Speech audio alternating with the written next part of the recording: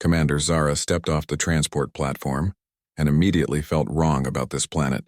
The air tasted different here, thicker somehow, and the gravity pulled at her bones in a way that made her military uniform feel heavier than usual. She had conquered 17 worlds personally and visited 47 under Karathi control. But something about this human colony made her skin prickle with unease. The landing zone was primitive by any reasonable standard, metal sheets welded together with visible seams, electrical conduits running exposed along the ground like intestines, and in the center of it all stood a human female in coveralls stained with grease and something that might have been lunch. She was holding a plasma torch in one hand and waving, with the other like Zara was an old friend instead of an invasion force. Emma Rodriguez wiped her forehead with the back of her hand and left another streak of black across her skin before walking toward the Karathi commander with a smile that seemed genuinely happy to see her. Zara felt her secondary heart skip in confusion because prey species did not smile at predators. They ran or fought or begged, but they never looked this relaxed. The human stopped 3 meters away and stuck out her hand in that bizarre greeting gesture their species favored. Zara stared at the offered hand for a long moment before reluctantly extending her own. Emma's grip was firm and warm, and she shook exactly twice before releasing. Her palm had calluses that spoke of manual labor, and Zara found herself wondering why an intelligent species would damage their hands with physical work when machines existed. Emma gestured toward a low building with walls made of something that looked like compressed dirt and said they should talk inside where it was cooler. Zara followed because intelligence gathering was part of any successful occupation, and also because she was genuinely curious what the inside of such a primitive structure would look like. The door was actual wood, carved and polished but still organic matter, and when it swung open, the scent of coffee hit her like a physical force. The interior was surprisingly comfortable with furniture that looked handmade but sturdy, screens mounted on walls showing data feeds and star charts, and a table covered in technical drawings that made Zara pause because the mathematics were sophisticated, far more advanced than her intelligence briefings had suggested this colony would possess. Emma saw her looking and laughed, saying the fusion reactor had been giving them trouble all week, but she thought she finally figured out the resonance issue. Zara sat in the offered chair and accepted a cup of coffee even though her species found human beverages strange. Emma sat across from her and started talking about the colony, like they were having a normal conversation instead of a prelude to conquest. She explained how 200 humans had arrived here 4 years ago, with nothing but basic supplies and determination, how they built everything from scratch using local materials and salvaged technology, how the fusion reactor was technically beyond their manufacturing capability. But they made it work anyway, through what Emma called creative problem-solving. Karathi commander listened and felt her tactical assessment shifting, because primitive did not mean stupid. Emma spoke about engineering challenges with casual brilliance, referencing principles that Karathi scientists would recognize and solutions that were different from Karathi methods, but no less effective. She talked about her daughter learning mathematics, and her partner managing the agricultural domes and the Family 3 buildings, over who made the best bread in the colony. Zara finally interrupted, and stated the actual purpose of her visit. The Karathi Dominion was expanding into this sector, and human colonies fell within the designated territory. The terms were simple: submit to Karathi authority, pay the required tributes, accept military oversight, and be allowed to continue existing.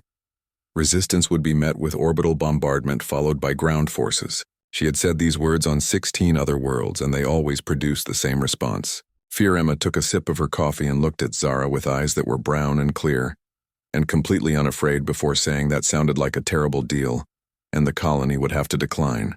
Zara felt her combat instincts activate because this was not the script. Humans were not a warrior species. They had no natural weapons beyond creativity and stubbornness. Their technology was generations behind Karathi standard, and this colony had exactly 0 military vessels in orbit. The commander leaned forward and explained very carefully that there were 12 Karathi warships in orbit above them right now, each one capable of sterilizing the planet's surface in under an hour. Emma nodded like this was interesting information, and said that seemed like overkill for 200 colonists with farming equipment. Zara did not understand if the human was being brave or stupid or something else entirely. Emma stood and said if Zara was going to destroy them anyway, they might as well have dinner first. She explained that colony policy was to feed anyone who visited regardless of why they came. Zara wanted to refuse but found herself agreeing, because her anthropology training said understanding a species made conquest more efficient. They walked outside as the local sun began setting and the sky turned.